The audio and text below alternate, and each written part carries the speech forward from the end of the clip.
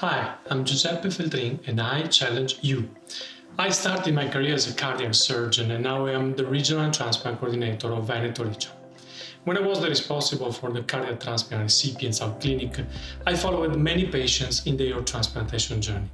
I'm convinced that recipients' compliance to medical recommendation is crucial in achieving good long-term outcomes and quality of life. Some of these recommendations may be hard to be understood, and some of them may even appear conflicting if not explained. I believe that the gold recipe for a good patient-to-doctor interaction is based on mutual trust. This can only come from an open discussion with our patients. Although nothing will replace the value of this direct interpersonal interaction, I think there is a wide room for technology to provide a greater amount of information to our patients about their status. My challenge is to all of you to contribute in supporting our transplant community to offer a better service to our patients and their families.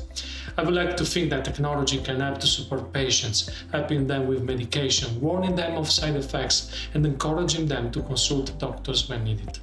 If you think you have a bunch of good ideas, you are welcome to take part in the ESOT Hackathon. Thank you all and see you soon.